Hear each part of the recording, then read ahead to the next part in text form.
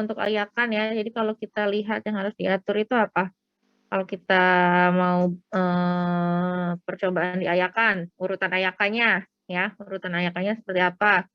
Kemudian setelah itu berapa menit ya, makanya kita bedakan ya, berapa menit, apa namanya, waktu ayakannya kan kemarin kita bedakan ada yang 5, ada yang 10, ada yang berapa. Nah, kemudian harus di-setting amplitudenya, tapi di kita kan nggak ada setting amplitudenya ya. Jadi yang harus kita perhatikan ketika kita apa namanya, prosedur pengerjaan di ayakan. Nah, kalau misalkan yang di mikroskop, ya kalau mikroskop kan prosedurnya sebenarnya apa namanya, lebih simpel ya. Kita membuat sampel ya, sampelnya itu harus kita dispersikan ya.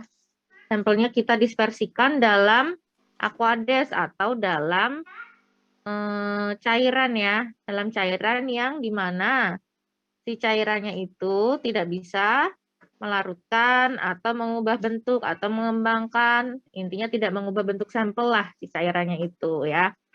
Jadi si sampelnya kita dispersikan, bukan dilarutkan ya. Kalau dilarutkan ya udah melarut lah, dia nggak bisa kita lihat ya.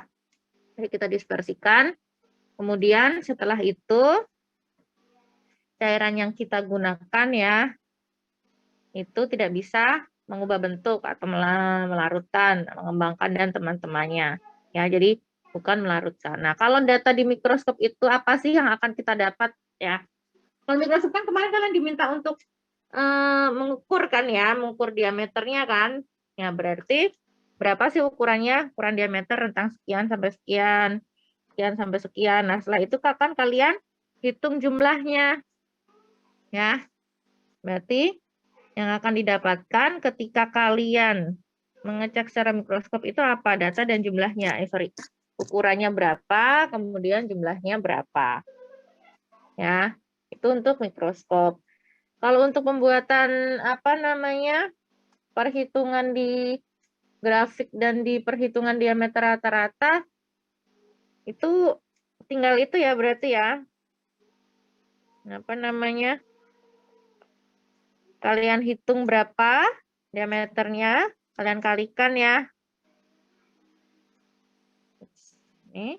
Kemudian kalian hitung, kalian bagi berapa jumlahnya, kemudian dibikin grafiknya. Grafiknya jangan diseling dari 0 ke berapa ya. Kemudian tidak bolong ya.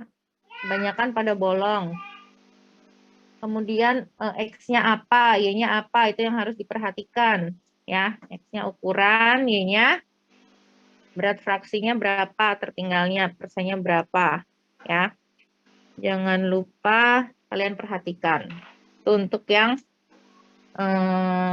ukromeritik. Kalau misalkan untuk yang tegangan permukaan, ya selanjutnya untuk yang tegangan permukaan, metode apa selain dengan kenaikan kapiler?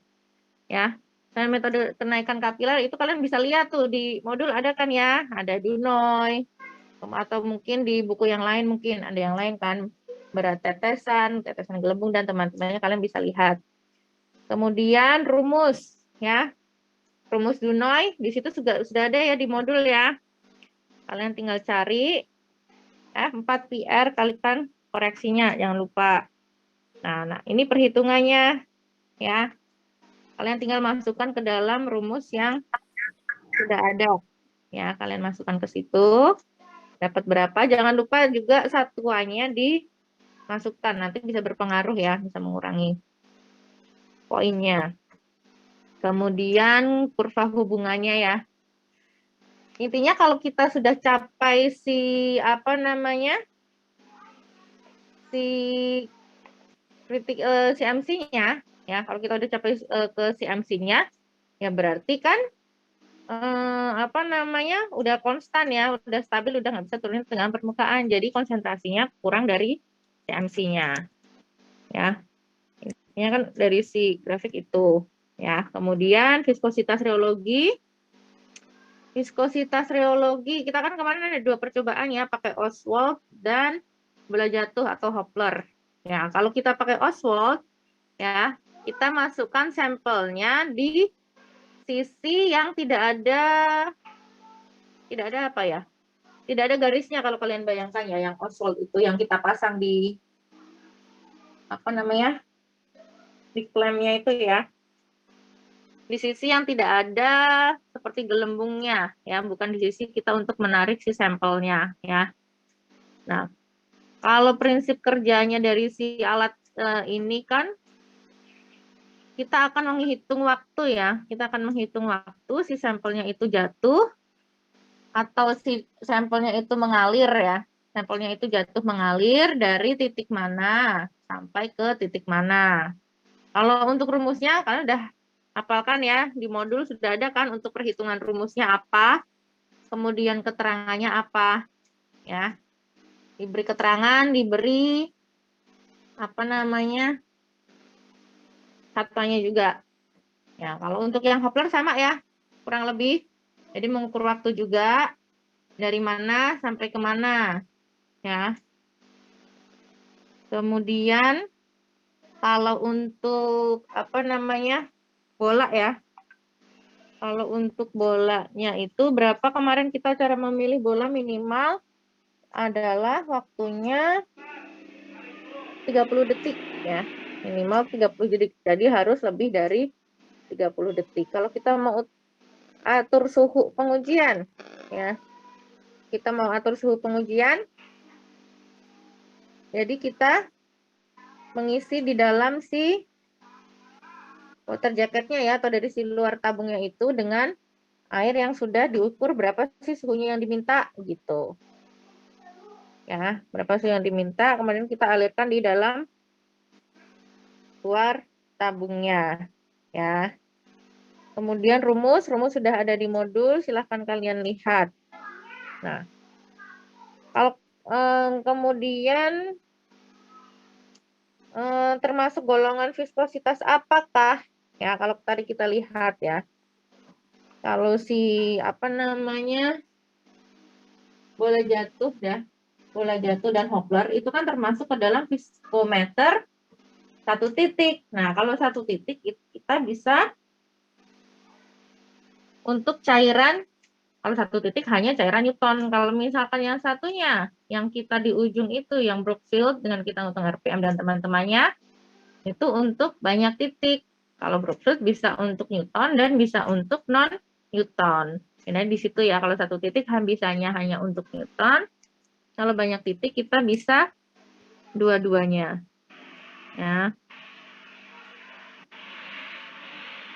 Kemudian apa sih yang harus kita lihat kalau kita mau apa namanya viskometer Brookfield? Apa yang mau kita yang harus dipilih dan dimasukkan kalau Brookfield?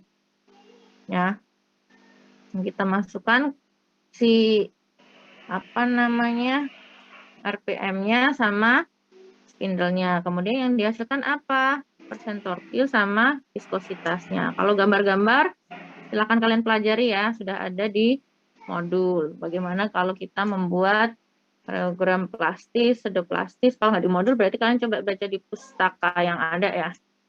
Di pustaka farmasi fisik yang lain yang ada. Ya, kemudian untuk yang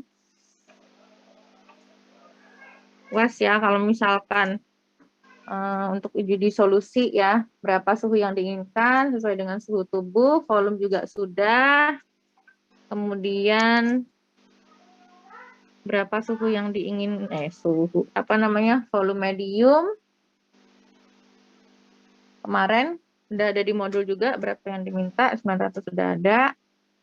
Kemudian konsentrasi obat sekian ya, kemudian terdisolusi sekian dalam medium sekian didapatkan sekian, berapa persen, jadi tinggal dihitung ya berapa yang diminta, berapa itu apa namanya ppm-nya, kemudian kita hitung, kita konversikan ya. Kemudian tinggal dihitung diperkan dengan kekuatan sediaan awalnya berapa. Ya. Kemudian berapa kecepatan disolusinya berarti tinggal kalian bagi nanti. Kalian bagi per menitnya berapa didapatkan. Kan 30 menit ya udah berarti nanti apa namanya, tinggal kalian bagi berapa menit. Terus kurvanya apa, yang X apa, yang Y apa, waktu per kadar obat. Kemudian kelarutan ya, kelarutan.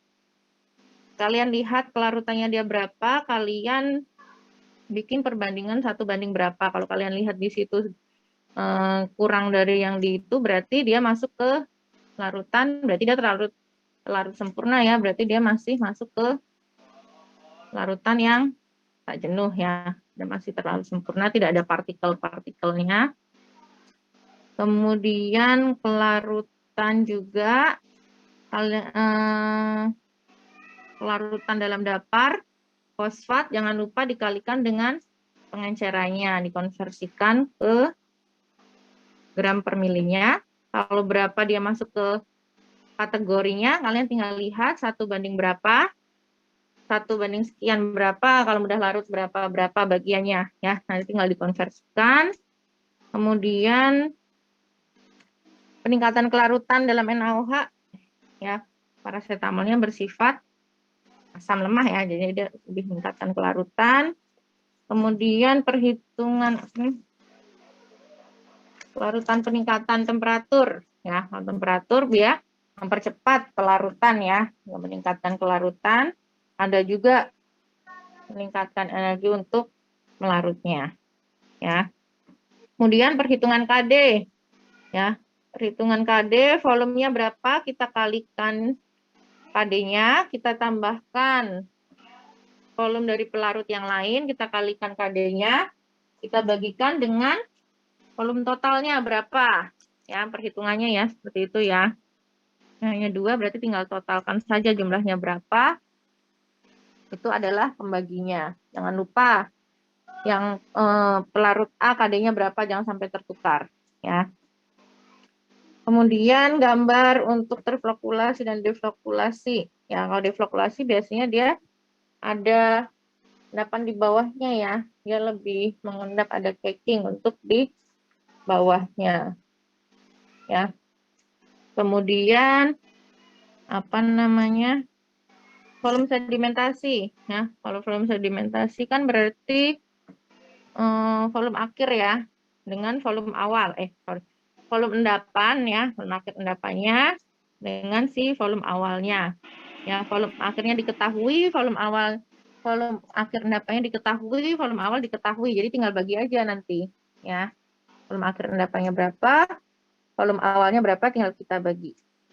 Kemudian ada tinggi awal diketahui, tinggi sedimen dan tinggi flokulatnya diketahui. Yang dicari adalah derajat flokulasinya.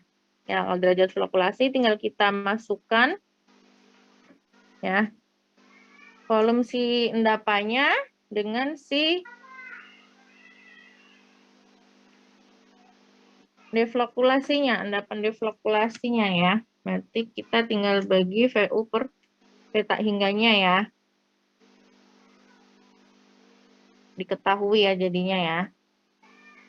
Dari data yang sudah ada. Nah, laju pengendapan diperlambat dengan peningkatan dari si spending ID-nya bisa ya.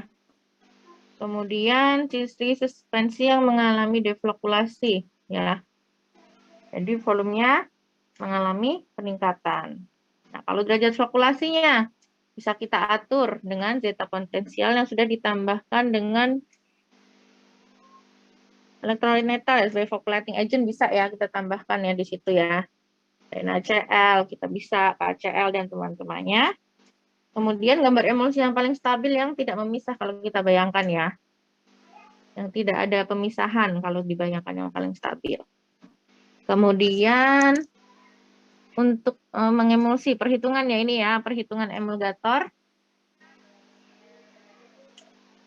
HLB butuhnya 6 ya, diketahui misalkan presentasenya 4. Kemudian diketahui sekian dan sekian ya. Kalau lupa diingat ya, biasanya yang sering keluar adalah twin dan span. Berapa sih dia, 15 sama 4,3 ya. HLB-nya 15 dan 4,3. Nanti suruh hitung satu-satu berapa twin dan span-nya. Nah, kalau ada lapisan konsentrasi yang memisah, biasanya lapisan globul dengan konsentrasi berbeda, ya, sebutnya adalah priming. Ya, tadi obat yang terdisolusi, kalau kecepatannya semakin meningkat, biasanya terdisolusinya lebih cepat, ya. Kalau penambahan kosolven, ya, pelarut campur, itu akan merubah kelarutannya karena akan mengubah KD dari si pelarutnya, konstanta dielektrik pelarutnya. Kalau kita lihat nilai F, ya, volume sedimentasi kalau semakin kecil, jadi suspensinya semakin nggak bagus, semakin nggak stabil, ya. Karena ada pemisahannya itu, mungkin F-nya jadi semakin kecil. Kalau nilai F enggaknya yang kecil, jadi suspensinya semakin bagus, semakin stabil. Dan kemudian kalau yang dipercepat kita pakai sentrifugasi, jadi pergerakannya lebih cepat, fungsinya sesuai dengan masa simpan, ya, kecepatannya. Pemanasan emulsi dengan emulgator surfaktan untuk kedua fase, ya. Jadi kedua fase akan kita panaskan, ya, fase minyak air dan span untuk fase minyak. Ya. Nah, kalau bagaimana sih menentukan HLB butuh minyak? Kalau kita nggak tahu. Nah, ini yang kita kemarin kerjakan, ya. Kita buat seri konsentrasi HLB butuh, ya. Kita buat perkiraan seri konsentrasi HLB butuh minyak yang akan kita pakai. Kemudian kita amati selama beberapa hari untuk menentukan emulsi mana yang paling stabil. Ya. Kemudian menjaga volume di solusi tetap konstan sampai lebih dari 1, ya kita mengganti volume medium dengan kondisi jumlah dan suhu yang sama ketika kita akan mengambil sampel tersebut. Nah, kemudian perhitungan, ya. Perhitungan stabilitas untuk yang kemarin. Yang remet itu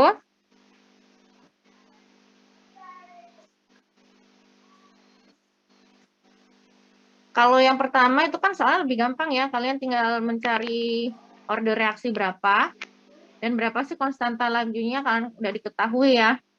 C-nya berapa, kalian tinggal cari yang ln atau log sama seperc-nya, ya. Kemudian kalian masukkan ke dalam grafiknya, ya. Kalian masukkan ke grafiknya, kemudian dicari yang R-nya paling bagus, ya. R-nya yang paling bagus berarti itu adalah yang akan kita pilih. Berarti dia order berapa yang R-nya paling bagus. Kan datanya yang ada waktu dan konsentrasi, ya. Tinggal kalian cari seperc, log atau ln-nya, kemudian cari yang R-nya paling bagus. Kemudian kalian tinggal tentukan order berapa. Setelah tentukan order berapa, ya, kalian dapatkan di situ Y-nya, ya. Y-nya berapa, persamaannya dari Y-nya kita bisa ketahuan K-nya berapa dari Y itu. Y sama dengan BX plus A. Berarti kalau kayak gitu, K-nya yang mana bisa kalian ambil. Jangan lupa diberi keterangan nanti jam, menit, atau apa. Nah, kemudian itu aja yang diminta kan, ya. Konstantanya udah ketemu. Oke, udah dapat ordernya berapa, udah dapat K-nya berapa dari data tersebut, ya. Kalian bisa pakai ln atau log, tinggal enakan yang mana, ya. Kemudian yang selanjutnya untuk yang soal kedua, ya. Ini lebih simpel lagi dibandingkan soal yang waktu ujian, ya. Jadi udah ada suhu, udah ada K-nya. Kalau yang waktu ujian kan kalian ada waktu, suhu, sama konsentrasinya, ya, C-nya, ya. Jadi kalian harus tentukan dulu tuh. Ya. Ya, satu-satu. Kalau ini udah ada suhu, datanya suhu dan sudah ada K-nya, ya. Sudah ada konstanta lajunya, kalian diminta untuk menentukan K K25 menggambar grafik sama gambar grafik persamaannya, K25-nya dan expirednya ya, T90 ya di situ ya. Berarti kalau di situ nanti kalian tinggal bikin seperti ya. Jangan lupa suhunya ya. Kalian bikin seperti, jangan lupa suhunya dikonversikan. Ya kan suhunya masih Celcius, kalian konversikan, bikin seperti. Kemudian tinggal kalian mau pakai log atau len ya. K-nya kalian mau pakai log atau len untuk grafiknya. Ya. Dari situ kalian konversikan ke grafik, dapat persamaan log atau len ya. Dari situ nanti tinggal kalian masukkan yang diminta apa, udah ketemu kan persamaan grafiknya ya, grafik dan persamaannya udah dapat. Kemudian kalian cari K25-nya ya, kalian cari K25, kalian masukkan nanti sepertinya jangan lupa ya dikonversikan 25-nya, K25-nya berapa kalian konversikan, masukkan ke persamaan yang kalian dapat itu BBX plus A, kalian masukkan 25-nya, udah dapat K25-nya. Nah, nanti tinggal kalian masukkan ke T90. T90 kalau diketahui di orde 1 kan tinggal langsung kalian bagikan 0,105, kalian bagi ke K25-nya. Udah dapat deh itu T90-nya. Nanti tinggal kalian lihat jam, menit, waktu, hari, bulan, atau apa di situ katanya. Ya. Paling itu review sedikit ya dari saya ya. Karena waktunya yang terbatas juga, saya masih ada kegiatan lain. Kalian pelajari lagi. Untuk yang remet ini berarti nilai yang kemarin nanti kita anggap ulang lagi ya. Berarti ya untuk nilai yang kemarin. Jadi nanti peraturannya masih sama 20% nilai di awal, bukan nilai kemarin ya. 25% nilai di awal ditambah nilai remet ini. 75% nilai remet ini. Jadi kalau nilai remet ini kalian lebih jelek, ya memang nanti hasilnya jadi lebih jelek lagi gitu. Ya. Jadi kemarin ada yang turun itu juga ya karena nilai remetnya kalian ini lebih rendah daripada nilai ujian pertama kali kalian. Ya. Maaf, Bu. Izin Ya. bertanya.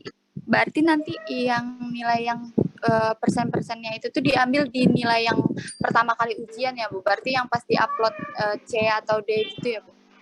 Bukan nilai yang di akhir kan, Bu. Gini maksud saya. Kan kalian ujian pertama kali nih, misalkan ujian yang kita UAS beneran pertama kali, bukan yang remet ya. Misalkan kalian dapat nilai 50 ya. Nah, remet kemarin kalian dapat 40 misalkan. Itu adalah nilai yang keluar di AIS kemarin. Ya. Jadi 25% dari 50 ditambah 75% dari 40. Itu adalah nilai yang keluar di AIS kemarin. Nah, karena kita akan adakan remet lagi, berarti nanti kalau nilai kalian berubah ya, AIS-nya berubah. Jadi misalkan nanti di akhir ternyata kalian dapatnya misalkan 60 ya nilainya. Berarti nilainya nanti 50% ya, nilai yang di awal, 25% dari 50 ditambah 75% dari 60. Nilai barunya itu. Jadi nilai yang kemarin kita anggap kita hilang. Kalau ini lebih rendah dari 40 ya, karena nilai kalian kemarin misalkan 40, ternyata nilai kalian sekarang 35 nih atau 30, ya udah nilai itu yang akan diambil tetepan, bukan nilai yang terbaik. Seperti itu. Berarti yang pas awal ujian kan, Bu, yang pas UAS pertama yang benar-benar UAS kemarin? Ya, yang benar-benar UAS kemarin itu porsinya 25%. Untuk ujian besok porsinya 75%. Bukan remet yang kemarin, bukan nilai murni remet yang kemarin. Kalau nilai yang di AIS itu yang saya bilang 25 dengan 75 itu. Ibu, mohon maaf Ibu, masih bisa tidak ya Bu untuk melihat transparan nilai kita, Bu? Boleh, tapi mending satu-satu aja ke saya ya, karena maksudnya banyak poin yang saya otak-atik biar nilainya ya membantu lah gitu sekurang. Apalagi yang Farfis teori itu. Itu banyak nilainya saya otak-atik gitu biar bisa ya seperti yang kalian lihat itulah. Karena kalau kalian mau lihat nilai asli kalian, itu poin dari saya udah saya tambah 20 semua itu. Kalau Bu Ova, itu emang nilainya nggak mau diotak-atik, memang maunya seperti itu, ya udah saya berikan apa adanya, seperti itu. Ya. Baik, Bu. Terima kasih. Soalnya tadi jam 11 itu saya ada ngechat Ibu, cuma belum dibalas. Oke, tadi saya ngunci soalnya. Ah, baik, Bu. Kalau misalkan Terima kasih, pengen Bu. melihat nilainya, kalian ketemu saya aja di lantai 4. Baik, Bu. Terima kasih. Maaf Oke. Ibu, izin bertanya Bu. Ya. Kan sistem yang kemarin itu yang remed itu kan naiknya 1 tingkat Ibu. Nah, Heeh. gimana kalau misalkan yang ini tuh sistemnya tetap sama Ibu atau gimana Bu? Tetap sama. Berarti anggapannya nilai kalian di awal ya berarti ya. Oh, berarti kalau misalkan yang kemarin remed terus naik misalnya dari D ke C, berarti kalau ikut remed lagi ya tetap aja ya Bu? Tetap dari D ke C. Nggak bakalan bisa C ke B, kan yang dilihat nilai asli UAS yang akan di otak-atik nanti, nilai asli UAS dengan nilai remed sekarang. Oh iya Bu, baik. Makasih Bu. Oke, udah ya, mungkin cukup sekiranya, tolong dipersiapkan lagi. Sudah saya berikan bayangan harusnya seperti apa ya. Jadi nanti tolong kalau lupa mungkin nanti bisa dibuka lagi. Harusnya jawabnya seperti apa, caranya seperti apa. Ibu. Gimana ya? Kalau misalkan saran saya, kalau misalkan kalian mantep, kan sebenarnya nggak harus ujian dua-duanya ya. Kalau misalkan yang satunya mepet lah misalkan. Tapi kalian pelajari banget, misalkan salah satu UTS, kalian yakin banget harus dia bisa berapa biar kalian bisa naik di satu tingkat itu. Jadi kalian bisa konsentrasi di satu materi UTS atau satu materi UAS. Tapi kalau ternyata emang dua-duanya emang agak jeblok, ya udah berarti emang harus dua-duanya konsentrasi buat belajar. Ya. Ibu izin bertanya Bu. Kan ini masih ada yang mau ikut UTS atau UAS, masih bisa kan Bu? Sama ada yang berubah dari UAS mau ikut UTS masih bisa Bu? Kita tunggu sampai jam 2 ya. Maksimal jam 2 Bu. ya. Kalau udah lebih dari jam 2, kayaknya udah, ya nanti diinfo lah coba. Berarti kalau masih ada yang berubah, saya nggak jadi copy soal gitu loh maksudnya. Takutnya kurang, saya buru-buru gitu. Kira-kira saya tanya aja deh, kalian kirim kepastiannya sampai jam berapa?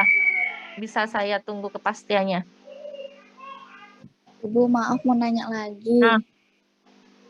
Kan kemarin nilai awal saya pertama kali yang beneran itu tuh C di UTS-nya itu 31, di UAS-nya itu 65. Nah, terus kan tiba di AIS tuh UTS saya langsung berubah jadi 59. Nah, kalau misalnya saya ikut remed lagi kali ini, itu nilai UAS-nya diambilnya yang 65 atau yang 59 ya, Bu? Bentar.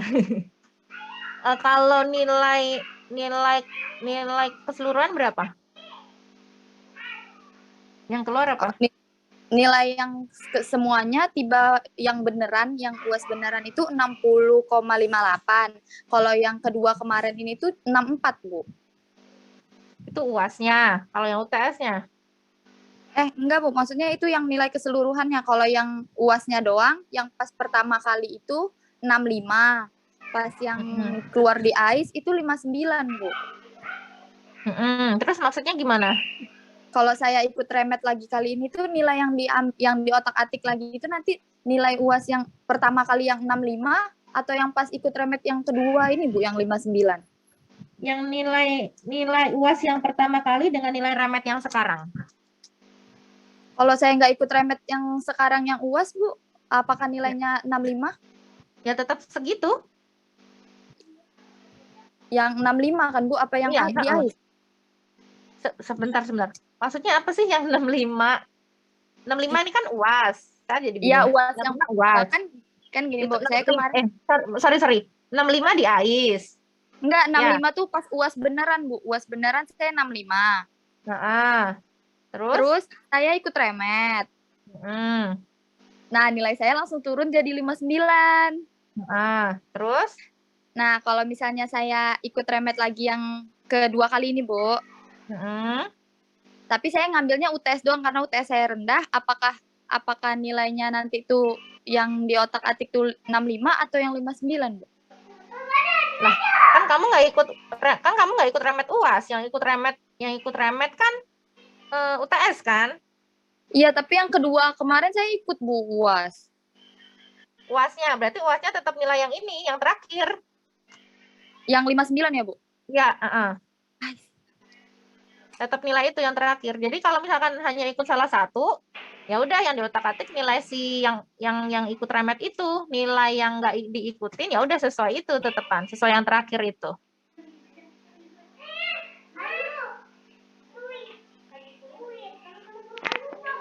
Oke, udah ya. Makasih, Bu. Oke, udah ya. Berarti Ibu, maaf. Bu, kalau misalnya lihat transparan nilainya melalui PC Ibu, masih boleh tidak ya, Bu? Sebenarnya tuh saya bingung nilai transparansi itu yang pengen kalian lihat itu yang seperti apa gitu loh. Yang nilai yang kayak gimana yang mau dilihat gitu. Karena kalau di saya kan bentuknya dalam bentuk Excel. Di situ adalah nilai asli, kemudian berapa persen.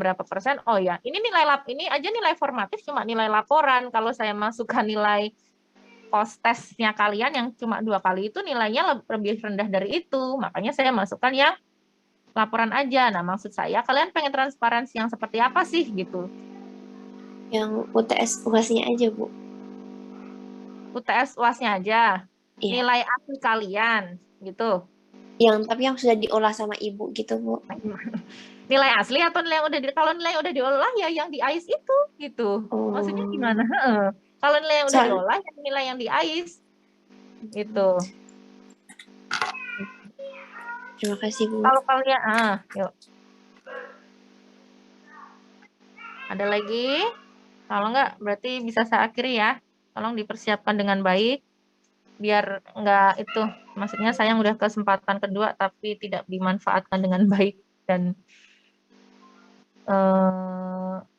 udah banyak tenaga yang kita keluarkan. Kalian juga mengeluarkan banyak tenaga, kita sebagai dosen juga mengeluarkan banyak tenaga. Jadi tolong diperbaiki dengan baik ya. Walaupun dari D ke C ya seenggaknya nggak usah ngulang lah ya.